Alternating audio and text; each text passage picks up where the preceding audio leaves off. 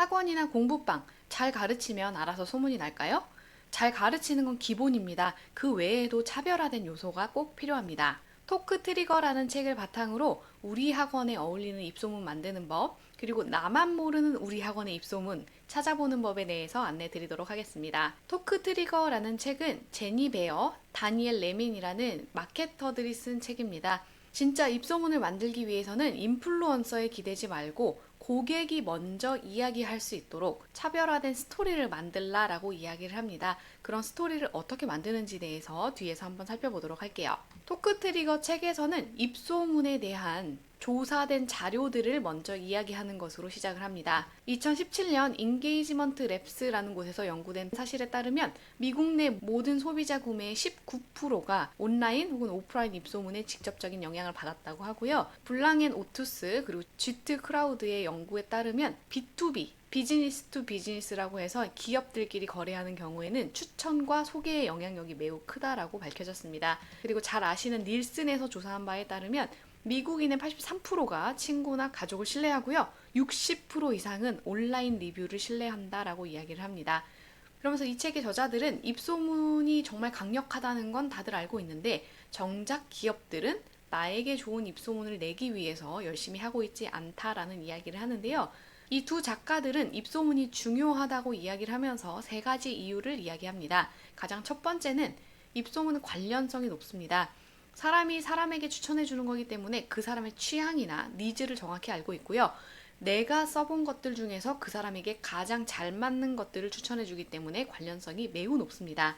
그리고 두 번째 이유는 시간을 절약할 수 있기 때문입니다. 사실 누군가에게 추천을 받게 되면 내가 검색하거나 조사하는 시간이 조금 더 줄어들게 되는데요. 그런 시간들을 줄여줄 수가 있고요. 마지막 세 번째는 신뢰도와 설득력이 높다는 겁니다. 사실 어떤 사람이 자신의 지인들한테 물건이나 서비스를 추천할 때는 그 브랜드에서 받는 혜택이나 대가가 전혀 없습니다. 정말 써보고 좋은 것들을 지인에게 추천을 하는 거기 때문에 신뢰도와 설득력이 굉장히 높다라고 이야기를 합니다. 그런데 입소문이 나려면 자기가 제공하고 있는 제품이나 서비스가 좋은 것은 기본이고요. 그 외에 차별화 요소가 있어 입소문이 난다라고 이야기를 합니다. 그래서 실제로 책에서는 많은 케이스들을 다루고 있는데요. 그 중에 하나는 더블트리 호텔, 힐튼 계열이고요. 이 호텔에서는 모든 투숙객들에게 갓 구운 초콜릿 쿠키를 제공을 하고 있습니다. 힐튼 계열이기 때문에 당연히 서비스나 호텔의 상태나 컨디션이 너무나 좋고요. 그 외에도 초콜릿 쿠키를 제공하는 그런 특별한 서비스가 있기 때문에 투숙객들이 여기를 계속 이야기를 하고 있다라고 이야기를 합니다. 그리고 미국의 유명한 식당인 치즈케이크 팩토리 같은 경우에는 메뉴판에 있는 글자만 5,940단어라고 이야기를 하는데요. 메뉴판이 책처럼 되어 있고 굉장히 크고 글자가 많습니다. 그래서 이 식당에서 음식도 물론 맛있지만 사람들이 이 메뉴판을 가지고 수많은 밈을 만들어내거나 재밌는 개그를 하는 그런 것들이 보여지고 있습니다. 누구나 본 적은 있지만 끝까지 다 읽은 적은 없다라고 개그를 친다던가 그런 식으로 메뉴판에 대해서 계속 바이럴이 되고 있는 이런 식당이라고 이야기를 하고 있어요. 이 호텔도 그렇고 식당도 그렇고 음식이 맛이 없거나 호텔의 컨디션이 좋지 않았으면 아무리 이런 서비스를 했어도 입소문이 나지 않았을 겁니다. 자기가 제공하는 서비스는 모두 완벽하게 제공을 하고 특별한 무언가 하나가 더 있기 때문에 입소문이 난다라고 계속 강조를 하고 있어요. 그러면서 이 책에서는 계속 사람들이 이야기하고 싶은 입소문의 유형을 5가지로 정리를 했습니다. 그래서 가장 먼저는 고객이 처한 어려움을 이해하고 그것에 공감하는 것들, 그런 서비스나 그런 제품들이 입소문이 난다라고 이야기를 하는데요. 여기서는 수술을 앞두고 전화를 하는 의사 케이스를 이야기를 합니다. 그래서 수술이 끝나고 전화를 하는 게 아니라 수술 전에 전화를 해서 궁금한 게 있는지, 자기가 도와줄 일이 있는지 이런 것들을 미리 전화하는 서비스에 대해서 이야기를 하고 있고요. 두 번째는 유용이라고 합니다. 그래서 불편함을 해결해주면 호감이 생기기 때문에 이런 유형의 입소문도 중요하다고 이야기를 하는데요. 이 책에서는 IT 개발자들을 위한 커뮤니티 포럼이 굉장히 유명하다라고 이야기를 합니다. IT 개발자들을 위해서 온라인에서 포럼을 만들었습니다. 개발에 대한 이야기를 나누기도 하고 어려운 점들, 자기가 뭐 하다가 막힌 점들 그런 것들을 이야기를 나누면서 그 포럼에서 많은 이야기들을 나누고 있는데요. 그 포럼은 사실 IT 서비스를 제공하는 그 회사에서 제공한 포럼입니다. 그렇기 때문에 결국은 그 IT 서비스에게도 호감이 생기게 되고 좋은 이미지를 갖게 되는 시너지까지 낼 수 있다라고 이야기를 합니다. 세 번째는 관대함인데요. 무언가 줄 때는 화끈하고 확실하게 주라고 이야기를 합니다. 그러면서 어느 식당에 대한 이야기를 하는데 그 식당은 사람들에게 카드를 뽑으라고 합니다. 그래서 카드를 하나 뽑아서 조커가 나오면 식사비를 받지 않습니다. 아예 무료로 음식을 제공하는 것도 좋지만 사람들이 그 카드를 뽑는 기대감이라든지 다른 테이블에서는 어떤 거를 뽑는지 이런 거에 대한 즐거움 같은 것들이 있습니다. 그래서 그런 것들이 계속 바이럴되면서 퍼져나가고 있다라고 케이스를 들었고요. 네 번째는 속도입니다. 고객이 알아채기 전에 움직이는 것이 더 좋다라고 이야기를 하는데요. 여기서는 어떤 항공사의 이야기를 하고 있습니다. 보통은 비행기에 무언가 물품을 놓고 내리면 사람들이 항공사에 전화를 해서 나는 어느 비행기에 탔었는데 거기서 무엇을 놓고 내렸다라고 이야기를 하는데요. 이 항공사 같은 경우는 승무원들이 사람들이 다 내리고 나면 비행기를 보면서 놓고 내린 물건이 있으면 그 고객들을 바로 찾아가서 물건을 준다라고 합니다. 그래서 그 고객이 출국 수속을 마치기 전에 놓고 내린 물건을 건네주는 거죠. 그런 서비스들을 제공하면서 사람들을 만족시키고 있다라고 이야기를 합니다. 그리고 마지막은 태도인데요. 고객에게 예상치 못한 놀라움을 선사하면 그 역시도 입소문이 된다라고 이야기를 합니다. 그러면서 여기에서는 양복을 만드는 재단사의 이야기를 하는데요. 뭐 소매 안쪽이라든지 바지 지퍼 안쪽에 사람들에게 좋은 문구를 새겨주는 재단사가 있습니다. 그래서 사람들은 그것이 있는지 몰랐다가 자신만 볼 수 있는 곳에 새겨진 문구를 보고 놀라게 되고 그 재단사에 대해서 계속 이야기를 하게 되는 그런 이야기를 하게 됩니다. 그러면서 제이 베어와 다니엘 레미는 내 회사나 내 브랜드에 대한 입소문을 내고 싶다면 여기 있는 5가지 중에 하나는 포함되어 있는 것이 좋다라고 이야기를 합니다. 그래야지만 사람들이 직접 자기가 얘기를 하고 싶고 다른 사람들에게 전달하고 싶다라고 이야기를 하는데요. 그렇다면 우리 학원에 어울리는 입소문은 어떻게 만드는 게 좋을까요? 가장 먼저 고객들의 어려움을 이해하는 그런 포인트를 찾으셔야 됩니다. 학생과 학부모들이 내 학원에 찾아오는 이유가 뭘까? 내 학원에서 얻고 싶어 하는 것이 무엇일까? 목적이 무엇일까? 이런 것을 먼저 생각해 보시면 좋습니다. 왜냐하면 그들은 어떤 어려움이 있기 때문에 그 어려움을 해결하기 위해서 내 학원에 돈을 주고 그것을 해결하려고 찾아오는 것입니다. 그렇기 때문에 내 학원에 오는 이유와 목적을 생각해 보시면 그들이 처한 어려움에 대해서 확인하실 수가 있고요. 그것을 어떻게 이해하고 도와줄 것인지를 생각해 보시면 입소문을 만드실 수가 있습니다. 그리고 두 번째는 학생들의 불편함 해결인데요. 학생이나 학부모들이 불편해하는 점을 다방면에서 찾아보시면 좋습니다. 우리 학원 교육도 좋고요. 행정 처리도 좋고요. 학원 외에 있는 불편한 점도 좋습니다. 예를 들어서 우리 학원은 초등부 저학년을 대상으로 하는 수학학원인데 학교 바로 앞에 있어서 셔틀이 돌지 않습니다. 그런데 학교와 학원 사이에 8차선 도로가 있다고 생각을 해볼게요. 아무래도 엄마들은 어린 아이들이 혼자 8차선 도로를 건너가는 것은 굉장히 위험하다고 생각을 할 수가 있습니다.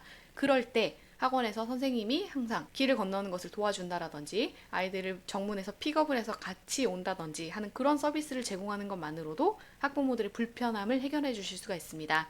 그래서 내 재학생들이나 재학생 학부모들이 불편해하는 점이 무엇이 있는가, 그리고 그것을 타개하려면 어떻게 해야 되는가, 이런 것들을 생각해 보시고 그런 방법들을 만드시다 보면 입소문이 날 수가 있습니다. 그리고 세 번째, 줄 때는 확실하게 주셔야 되는데요. 이때는 이벤트를 기획하거나 어떤 혜택을 줄 때 통 크게 주는 것을 생각해 보시는 걸 추천을 드립니다.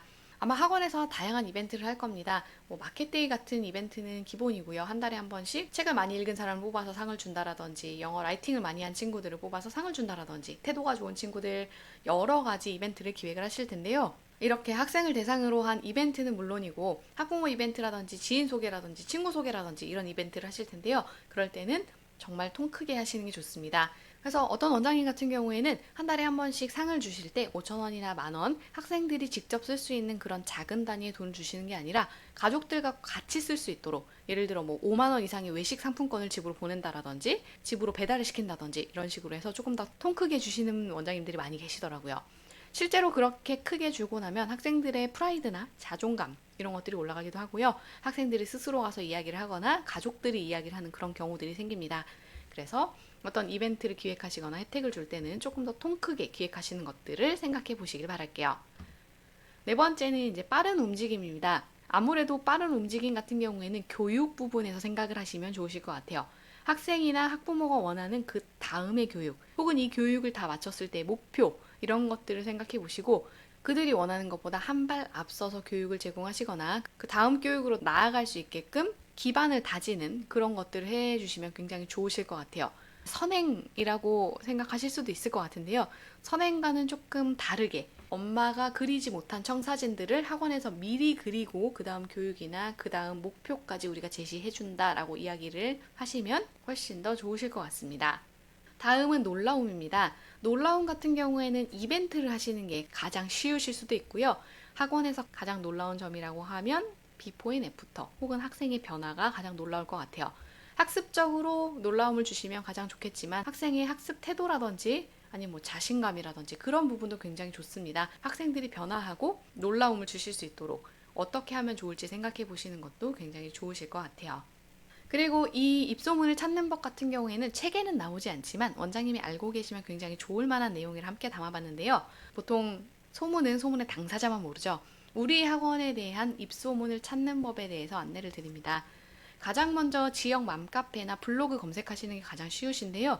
내 학원 이름으로 계속 꾸준히 검색을 해주시기 바랍니다. 그러면 나도 모르게 누군가가 리뷰를 썼거나 거기가 어떠냐고 물어본다거나 그런 것들이 있을 거예요. 그래서 그런 것들을 찾아보시면서 내 학원에 대한 입소문이 어떤지를 살펴보시는 게 굉장히 좋으실 것 같고요. 만약에 안 좋은 입소문이 돈다라고 하면 그때 바로바로 투입이 되셔서 그 입소문을 어떻게 잠재울 수 있을지 고민해 보셔야 됩니다. 내 학원 이름에 초성이나 일부 단어만 넣으셔서 검색하시는 것도 추천을 드립니다. 예를 들어서 우리 학원이 노벰버 어학원이라면 니은, 비읍, 비읍, 어학원 이런 식으로 한번 쳐보시는 걸 추천을 드릴게요. 학부모들도 어떤 이야기를 할 때 그 학원 원장님이나 선생님들이 보는 것을 원치 않습니다. 그래서 맘카페나 블로그에 글을 쓸 때 보면 알 수 있지만 검색에서는 잘 걸리지 않도록 이런 식으로 약간 변형해서 많이 씁니다.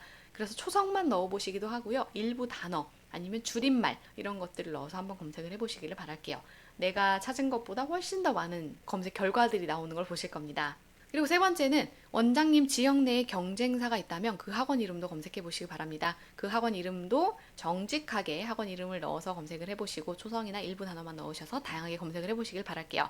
보통은 경쟁사를 이야기하면서 우리 학원 이야기가 같이 들어가는 경우가 있습니다. 그래서 경쟁사를 막 이야기를 하다가 그런데 N 학원에서는 이렇게 하더라고요 라고 하면서 우리 학원 이야기가 들어갈 수 있기 때문에 이제 그런 것들을 같이 검색하실 수 있도록 경쟁사도 한번 검색해 보시는 걸 추천을 드릴게요. 그리고 두 번째 방법입니다. 신규 상담을 할 때 자주 쓰이는 단어들이 무엇이 있는지 한번 생각을 해보시면 그 단어들이 결국은 학부모들이 우리 학원에 대한 선입견을 갖고 있거나 입소문을 들었던 내용이구나 라고 아실 수가 있을 겁니다.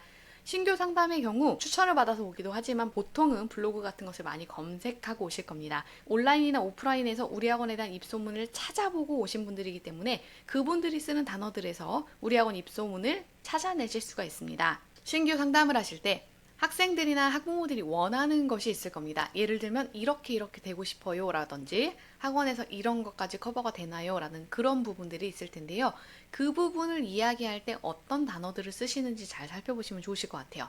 예를 들어 아웃풋, 영어 스피킹, 수학 경시대회 이런 단어들이 있을 겁니다. 그래서 그런 단어들을 어떤 것들을 많이 쓰는지 캐치해 보시면 좋으실 것 같고요. 학부모들의 기대사항 역시도 살펴보시면 좋습니다. 니즈랑 기대사항은 조금 다르면서도 같을 수가 있는데요. 우리 학원에 기대하는 바, 예를 들어서 지금 당장은 어떤 목표를 갖고 있고 중기 목표, 장기 목표는 어떤 것들을 가지고 있고 학원에서 어떤 것들을 원하는가 그런 것들을 보시면 좋습니다.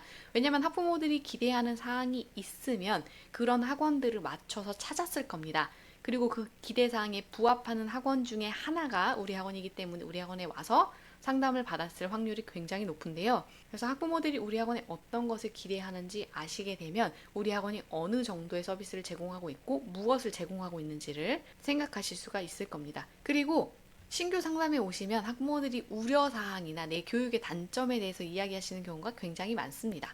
예를 들면 여기는 아웃풋은 잘 내준다는데 여기는 수업이 지루하다면서요 라든지 여기는 즐겁게 수업은 하는데 아웃풋은 안 나온다면서요. 이런 식으로 단점에 대해서 이야기를 합니다. 이 단점은 우리 학원에 대해서 안 좋게 돌고 있는 입소문입니다. 우리 교육의 진짜 단점일 수도 있고요. 아니면 경쟁사들이 이런 식으로 우리 학원에 대해서 비방을 했을 수도 있고 학부모들이 잘 모르고 이런 식으로 이야기를 할 수도 있습니다. 그래서 그런 것들을 잘 캐치하셔서 우리 학원에 대한 나쁜 입소문이 어떤 것들이 있는지 그런 것들을 확인해 보시면 좋으실 것 같아요. 그리고 세 번째 방법입니다. 이 방법은 아예 내가 입소문을 능동적이고 적극적으로 찾아 나서는 건데요. 재학생 후기 이벤트를 받는 것도 굉장히 좋은 방법입니다. 후기 이벤트를 하시고 이벤트 상품이나 이런 것들을 거시다 보면 고객이 직접 쓰는 언어들을 확인할 수가 있습니다. 원장님이 원장님의 학원의 브로셔나 홈페이지, 블로그에 쓰는 그런 언어 말고요. 고객들이 찐으로 다른 사람들과 이야기할 때 쓰는 그런 언어들을 확인하실 수가 있습니다. 그런 언어들을 캐치해서 브로셔 같은 데 차용하시는 걸 추천을 드립니다. 실제로 고객이 쓰는 언어이기 때문에 다른 고객에게도 와닿을 거예요. 그래서 그런 단어들을 캐치하시는 것을 추천을 드리고요.